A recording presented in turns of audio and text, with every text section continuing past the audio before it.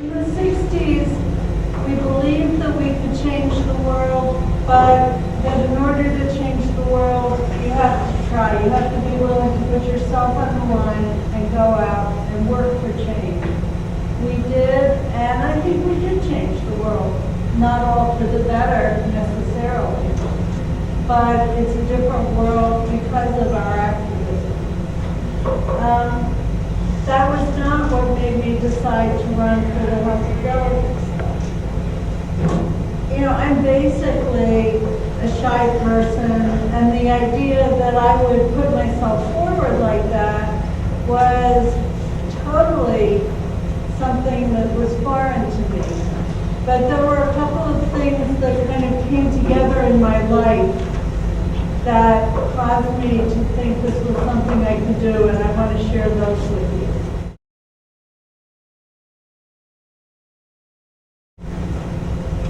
The first is the biggest tragedy in my life, which is the fact that my son was killed in Iraq. My younger son, he was killed in the Battle of Fallujah, November 14, 2004. I happened to read Barbara Mikulski, it was a book called Nine and Counting, and it was written by Barbara Mikulski and at the time, 8 other female senators. It's a really good book, and each of them tells the story of what motivated them to seek office. And in many cases, it was that their husbands were in office and died. And this was not the case in my case, but their stories were a lot the same. It was grassroots activism, a lot of going door to door, friends that convinced them that it was possible. So once I started thinking that, well, this might be something that I might want to do, I thought about, all right, well, what kind of office do I want to see?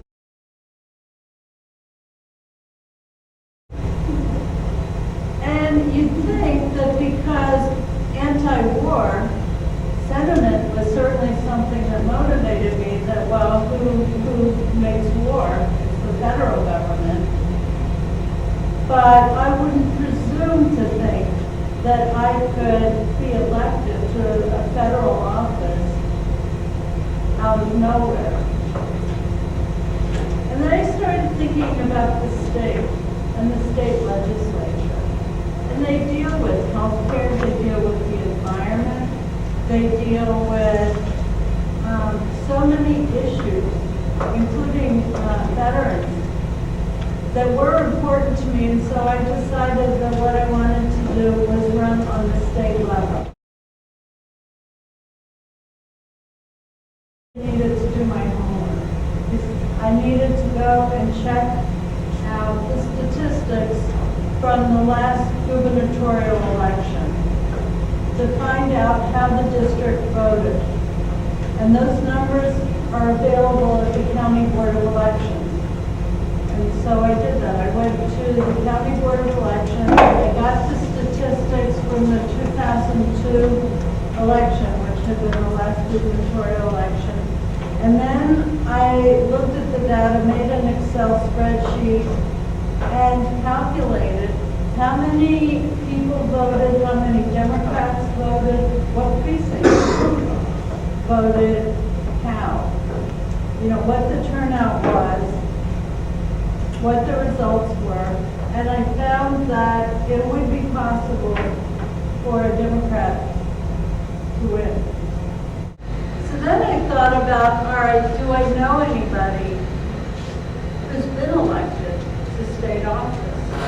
And when Senator Brocher was running for election, I guess it must have been 2002, I gave a house party for him.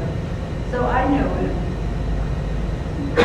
So as I was thinking about people I knew in state government, or say the person I knew in state government, I thought, well, I would talk to Senator Brocher. And at first I talked to him in Annapolis. It was during the session in 2005. Again, Nick was killed in November of 2004, so now we're in the January to April 2005. And he said to me, "You're crazy. It's a lot of work. The district is very tough. But," he said, "if you decide to do it, I will help you." And he did. We got together several times, and he told me, "All right, you're going to need to raise $120,000. You'll need to start now and go to every door in the district. It doesn't, you don't, not just Democratic doors, go to Republican doors too, because the district is so heavily Republican." He invited me to a fundraiser that he was having to introduce me to some of the political power brokers who were there. And again, you know, I'm shy, and the idea of standing up and talking before all these talented people was really difficult. But I went, and he did introduce me around, and he saw that I got on the invitation list for other things. He also said that I needed to involve everybody I knew. The main people who supported me financially were parents of my son's friends, friends of my parents, other friends I have, and the people who were out on the streets for me included some of my friends. I used to joke that we were the gray-haired brigade, you know, out 4 nights a week, weekends, going door to door, hating it. And then students from Towson. The upshot was that I won at the polls. I got over 19,000 votes, which is a hell of a lot of people voting for me. And they weren't all people I knew. However, once the absentee ballots were counted, I lost to Bill Frank. So for 3 days I had won. That was kind of heavy stuff, you know, the television, people calling and, you know, wanting to interview me, and, you know, what were my goals for being in Annapolis. And then, you know, how did it feel not to have won?